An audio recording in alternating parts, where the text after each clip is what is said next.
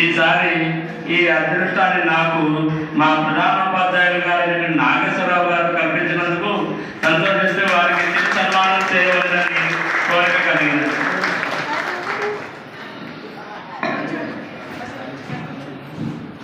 మా తెలుగు మాస్టర్ గారి ఫాదర్ ఎవరైతే ఉన్నారో మాధవి శంకర్ గారు మా గురువు గారు అంటే శాతవాహన కాలేజీలో వండర్ఫుల్ పర్సన్ ఆయన. కొంతమందికి తెలుసుకొచ్చేమో కానీ భద్రాచలంలో రాముగారు కళ్యాణం జరిగినప్పుడు ఆయన అక్కడ స్పీకర్గా మొత్తం చెప్పేవారు. ఆయన చాలా కాలం చెప్పారు వీళ్ళ బాబులు. అంటే ఇక్కడ తాతగారు జడ్జాల పాపయ్య శాస్త్రి గారు అని చెప్పని పుష్ప విలోపం ఇవన్నీ రాసిన ఆయన. So such a great family. So అట్లాంటి ఫ్యామిలీ నుంచి వచ్చిన ఒక మాస్టర్ గారు మాకు తెలుగు మాస్టర్ గారు మొత్తం మాకు కూడా చాలా సంతోషం. మరి నేను ఒక్కటే కాదు, ఇప్పుడు టీచర్లు అందరూ కూడా ఆయన గురువే. గురువు సంపాదించుకోవాల్సిన అవసరం లేదు. మరి ఎందుకు పెట్టారు ఇది ఎప్పటి నుంచో వస్తున్నటువంటి కర్ణశ్రీ గారి కాలం నుంచి వస్తున్నటువంటి ఆచారం ఉంది.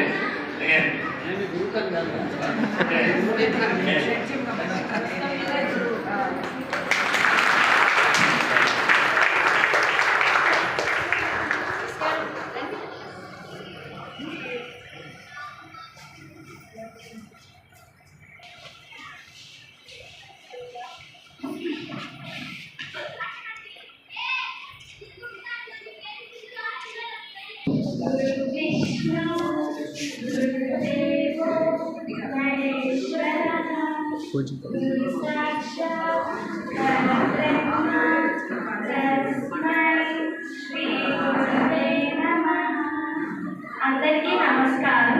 నా పేరు తేజస్విని. నా పేరు రిక్షిక. మేము 10వ తరగతి చదువుతున్నాము. ఈరోజు గురు పూర్ణిమ సందర్భంగా మీ అందరికీ శుభాకాంక్షలు.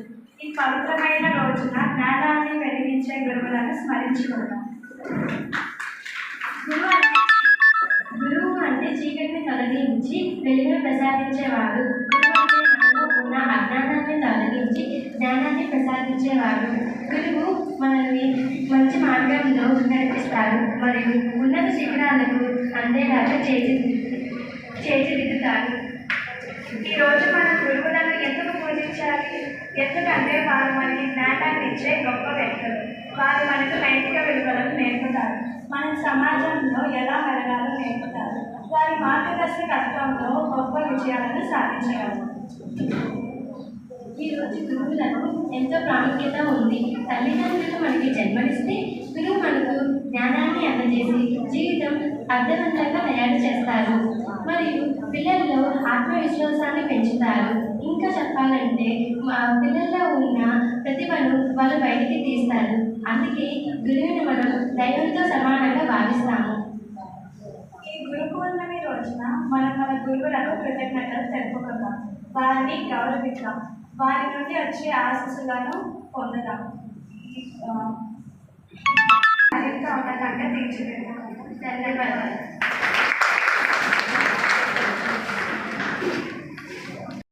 బయట మనందరికీ తెలుసు, అవి మనం ఎవ్వరూ ఆపలేదు. కానీ ఆ సొసైటీలో మన పిల్లలు చెడిపోకుండా మన పిల్లల్ని మనం మెంటల్గా స్ట్రాంగ్ చేయగలం. అది as a parent me first responsibility. ఇలా ఉన్న పిల్లలు ఆటోమేటిక్గా చదువుతారు. ఎందుకు చదవరు? ఇన్ని గుడ్ హ్యాబిట్స్ ఉన్న పిల్లలు చదువు ఆటోమేటిక్గా చదువుతారు. వాళ్ళు చదివితే వాళ్ళకి నెక్స్ట్ స్టెప్ ఏం కావాలో వాళ్ళకి సగం క్లారిటీ డౌట్ ఉన్నా మా టీచర్స్ గైడ్ చేస్తారు. ఇది చాలా simple solution. But as a parent చాలా తప్పుగా ఉండాల్సిన ఫేజ్. మన good luck bad luck technology వల్లే మనకి అడ్వాంటేజ్, టెక్నాలజీ వల్లే మనకి ప్రాబ్లం. దీన్ని ఫేస్ చేయాల్సింది కూడా మాత్రమే. నేను చెప్పాలనుకున్న పాయింట్స్ ఇవే. And always trust hour teachers. Thanks for giving.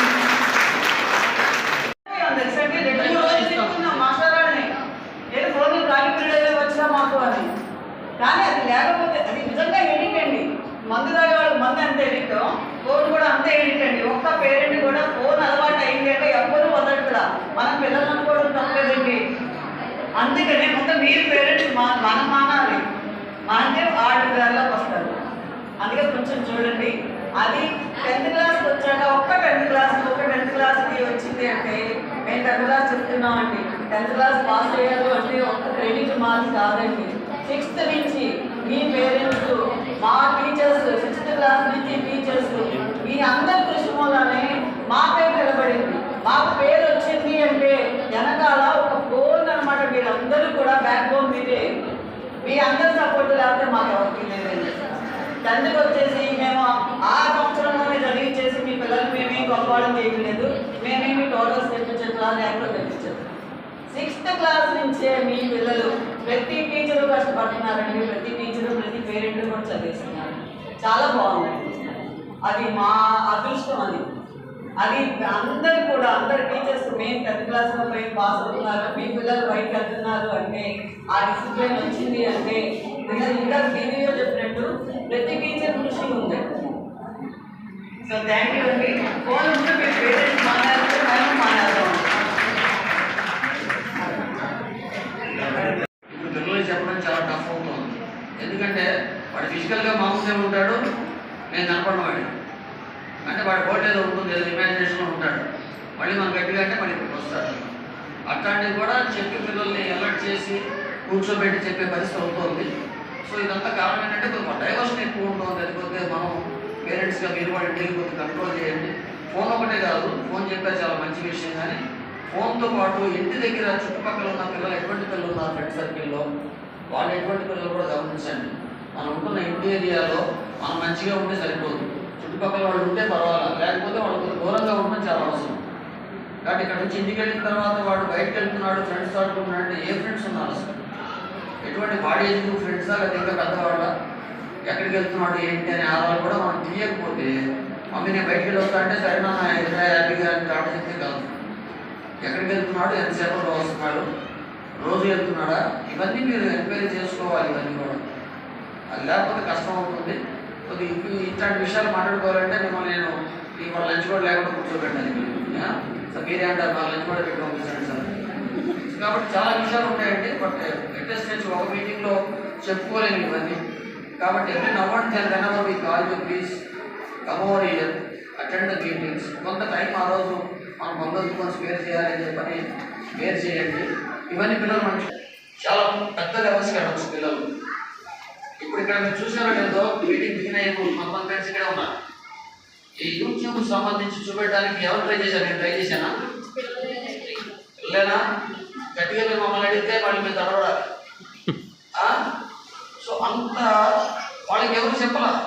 నేను దానికి ప్రత్యేకంగా ఒక కోచింగ్ ఇవ్వాలి పిల్లలకి అంటే దే ఆర్ వెరీ ఇంటెలిజెన్స్ చాలా తెలివితేటలు మీకంటే మాకంటే చాలా ఎక్కువ పిల్లలు చెప్తారు. మాకంటే కూడా మీకు మెమరీ పవర్ ఎక్కువ, మేమన్నా మర్చిపోతాం కానీ విషయాలు మీరు మాకంటే ఎక్కువ గుర్తుపెట్టుకోవచ్చు అని చెప్తారు. వాళ్ళు ఏమంటారు మాట్లాడితే సార్ నేను మర్చిపోయాను సార్ మర్చిపోవడం కాదు, it's only because of lack of interest. ఆ ఇంట్రెస్ట్ లేకపోవడం వల్ల వాళ్ళు రిజిస్టర్ చేసుకోవట్లేదు. మనసు రిజిస్టర్ చేసుకుంటే చాలా ఎక్కువ గుర్తుపెట్టుకోగలరు. దానికి కొద్దిగా మీ వంతు ప్రయత్నం కూడా చేయండి. మేము చేద్దాం పిలుస్తాం మళ్ళీ ఎగ్జామ్ అయిన తర్వాత రండి. మీకు మా పరంగా ఇంకా ఏమన్నా చేయాల్సి ఉన్నాయనుకుంటే చెప్పండి. ఇంకోటి నాకు చెప్తా అయిపోయాను, స్పెషల్ క్లాసెస్ తీసుకుంటున్నాం మేము సోల్ యూనివర్సిటీ. కాబట్టి ఆ లిస్ట్లో ఉన్న పిల్లలు ఇంకా వాళ్ళు అలర్ట్ చేయండి. వాళ్ళు ఖచ్చితంగా పాస్ అయిన వాటిని పక్కన పెట్టామనుకున్నాం. వాళ్ళు ఇర్రెగ్యులర్గా ఉన్నారు, బిహేవియర్ సరిగ్గా లేదు, బ్యాడ్ వర్డ్స్ యూజ్ చేస్తున్నాడు స్కూల్ ప్రెమిసెస్లోని. ఇట్లాంటివి ఏమన్నా మాకు విత్ ఎవిడెన్సెస్ మాకు వస్తే మాత్రం అట్లాంటి పిల్లలు ఖచ్చితంగా టీసీ పంపించేస్తాం. ఈ సంవత్సరం మనకి అడ్మిషన్స్ కోసం సుమారుగా 200 పైన అప్లికేషన్స్ వచ్చాయి. కానీ మేము ఇచ్చిన అడ్మిషన్స్ మా అయితే తెచ్చుకుంటామంటే హై స్కూల్లో ఒక 5 or 6 ఇచ్చాం. కానీ 10 అనుకోండి, మ్యాక్సిమం రఫ్గా చెప్తున్నాను నేను. మొత్తం 200 మంది పిల్లలు వచ్చి రాశారు ఇక్కడ జాయిన్ అవ్వడం తీసుకోవాలి. అస్సలు బేసిక్స్ మీద చాలా మంది పిల్లలు, మళ్ళీ ఇక్కడ ఉన్న పిల్లలే మనకు కొంతమంది బేసిక్స్ లేని వాడు, మళ్ళీ వాళ్ళని తీసుకుంటే ఇబ్బంది అని చెప్పని హై స్కూల్లో కష్టం అని చెప్పి తీసుకోవాలి. ఇంకా మా కరెస్పాండెంట్గా చెప్పేది ఏంటంటే 9th అయిపోయి 10th వచ్చే పిల్లలు ఎలా ఉండాలంటే రేపు 10thలో ఈ పిల్లాడు పాస్ అవుతాడా లేదా అని అనుమానం పేరెంట్స్కి ఉండకూడదు, టీచర్కి ఉండకూడదు. ఆ స్టేజ్లో ఉండాలంటే మీరు right from the 6th class filter చేసుకుంటూ వెళ్ళండి. The parent is negligent, the student is negligent, better set అని టీసీ పంపించేసాడు మొహమాట లేకుండా అని చెప్పాడు. ప్రతిరోజు ఫోన్ ఇవ్వటం అనేది ఉండదు. మనం ఫోన్ ఇచ్చేసి వాళ్ళు వచ్చినప్పుడు వాళ్ళు స్కూల్ నుంచి రాగానే మనం ఫోన్ చూసుకుంటా ఉంటే ఇంకా వాళ్ళు మనం చెప్పింది ఏమంటారు? ఫోన్లో నాకు బ్యాలెన్స్ వేయించుకున్నా కూడా నేను అది చూసేది ఉండదు. నాకు ఏదైనా అవసరం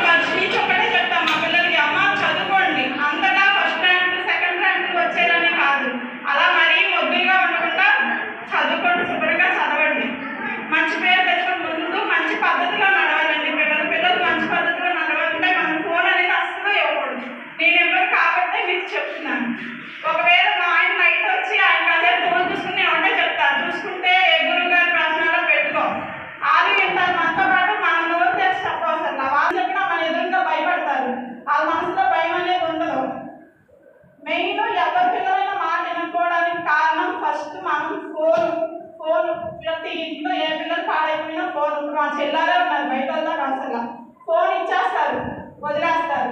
వాళ్ళకి ఎప్పుడో గంట అరగంట గుర్తుంటే ఎంతసేపు ఫోనేనా, ఫోన్ తీ అంటారు. అదే ఫోను తీరు నాలుగు అంటారు.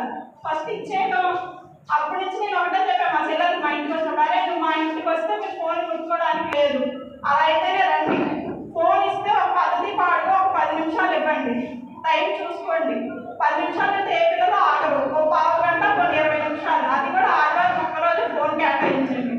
పిల్లలు ఉంటుండగా మనం ఫోన్ చూడడం అనేది చాలా తప్పు. మనమే పాటించుకుంటా అలా చెప్తే వాళ్ళు ఎందుకు మాట వింటారండి? నేను సాయంత్రం 5:30కి వెళ్ళిపోతాం, మేము పిండి వ్యాపారం అమ్ముతాం, పిండి వ్యాపారం చేస్తాం. 5:30కి నేను వెళ్ళిపోతాం. అప్పుడు మా పిల్లలు స్కూల్ నుంచి వస్తారు. మా అమ్మాయి అప్పుడు వచ్చి ఇరుగుమాలు వచ్చి గిన్నెలతోని ఇప్పుడు ట్యూషన్ జాయిన్ చేస్తుంది, 9th క్లాస్ వచ్చాక ట్యూషన్కి వెళ్తుంది. అదే మా అబ్బాయి అయితే వచ్చి బెడ్షీట్ సరిగ్గా లేకపోతే వేసుకొని డ్రెస్సింగ్ టేబుల్ అద్దం తుడుచుకొని టీవీ కబోర్డ్ క్లీన్ చేసి చెప్పులు స్టాండ్లో చెప్పులు చూసి మంచినీళ్ళ బాటిల్స్ అన్ని ఫ్రిడ్జ్లో పెట్టి ఆ ట్యూషన్కి వెళ్ళాలి, స్నానం చేసుకోండి. నైట్ వస్తారు 9:30-10కి. ఆ వచ్చి కూడా వాళ్ళు తినాల్సింది అక్కడ పెడతాను. వాళ్ళు తినేసి మాకు సాపాతి వేసి మజ్జిగది చేసి ఆ డాడీకి అది పడుకుంటారు. మేము వచ్చేదాకా పడుకోకపోతే ఎప్పుడైనా ఫోన్ పెట్టుకుంటే ఏ ప్రవచనాలు వినిపిస్తాం, కానీ అంతకన్నా మేము ఏమి వినిపించాం, ఫోన్ అనేది ఇవ్వం. మనం పద్దాక టీచర్ గారు మా అబ్బాయి మాటినట్లు, ఆ టీచర్ గారు మా అమ్మాయి మాటినట్లేదంటే టీచర్ గారు ఏం చేస్తారు? మనం ఇంట్లో వాళ్ళకి భయం లేకుండా తయారు చేసి 2 పిల్లలకి చెప్పేసరికి మన తల ప్రాణం తోకొస్తుంది. ఇన్ని మందికి మరి అలా చెప్పగలుగుతారు వాళ్ళు? మా అమ్మాయి ఇందాక అంటుంది, మమ్మీ నేరుగా ఇస్తామాట, ఏం మాట్లాడతామమ్మా? ప్రతి ఒక్కరు ఒకటే చెప్తారు, ఏంటి మా పిల్లలు మాట్లాడట్లేదు, మా పిల్లలు చదువుకోవట్లేదు. మనం ఇంట్లో ఏమి చెప్పకుండా టీచర్లు ఏం చేయగలుగుతారు? మెయిన్ ఏంటంటే ఫోన్ దూరంగా పెట్టుకోవాలండి. పిల్లలు మాట ఏదైనా చేయాలన్నా ఫోన్ అనేది అసలు ఇవ్వకూడదు. गुरु गोविंद गौ खड़े आके लागो पाए బలిహారి గురు ఆకునే గోవింద్ దియో బతాయి. ఇది ఎప్పుడో నేను 99 బ్యాచ్, అప్పుడు చదువుకున్న హిందీ నేను. అంటే గురువుల గురించి చెప్పడం కోసం, మనకి గురువుని దేవుడిని నిలబెడితే మా గురువుని సెలెక్ట్ చేసుకుంటావా దేవుడిని సెలెక్ట్ చేసుకుంటావా అంటే గురువునే సెలెక్ట్ చేసుకుంటా. ఎందుకంటే గురువే దేవుడి గురించి చెప్పాడు కాబట్టి అని గోలయ్య చదువుకున్నట్టు గుర్తు నాకు. నాకు చెప్పిన హిందీ టీచర్ ఈ రోజు కూడా గుర్తున్నాను. అలాగా ఈ టీచర్స్ అందరూ కూడా రేపు నా పిల్లలు గుర్తుపెట్టుకోవాలని నేను కోరుకుంటున్నాను.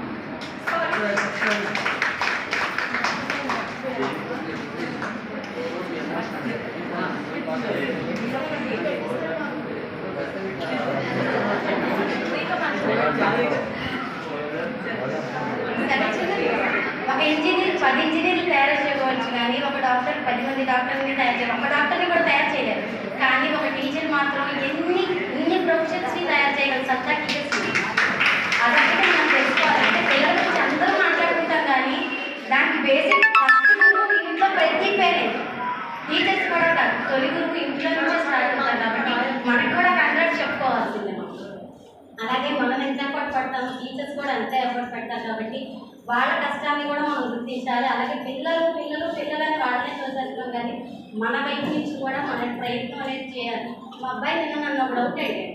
మొన్న పేరెంట్స్ మీటింగ్ జరిగినప్పుడు అందరూ టీచర్స్, అందరు పేరెంట్స్ ఎవరి పిల్లలు ఫోన్ ఉంటున్నారంటే అందరూ చేతులెత్తారు, నువ్వు ఎందుకు చేయట్లేదు అని అడిగాను. అయితే నేను అన్నాను, 10 మందిలో నీ చెయ్యెత్తితే నా పరుగు పోతుంది, నీ పరుగు పోతుంది, నీకేం తెలియదు. నేను ఎక్కలేదని నువ్వు తిరిగి నన్ను క్వశ్చన్ చేసావు కదా, అది నీ అంతటి నువ్వు ఆత్మపరిశీలన చేసుకుంటావనే నేను ఎక్కలేదు. సారీ అమ్మా అని రాత్రి అన్నాడు వాడు.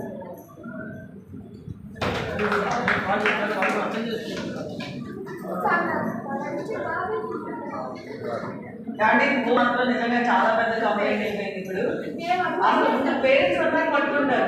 నిజంగా చెప్పండి, ఏ పేరెంట్ కూడా ఫోన్ లేకుండా ఉండలేదు. ఇప్పుడు మన పిల్లలు అంటే ఒక్కడైనా చేసేస్తారండి, మేము ఫోన్ లేకుండా బతకగలము అని. అది అసలు మీదనే అసలు ఎంత బ్యాడ్ హ్యాబిట్ అంటే, మాకు మార్నింగ్ 9:30కి మీకు అందరికీ తెలుస్తూ ఉంటుంది, 9:30కి మేము అటెండెన్స్ చేయగానే ఫోన్లు కిందకి వెళ్ళిపోతాయి. ఎందుకు తీసుకున్నాము ఫోన్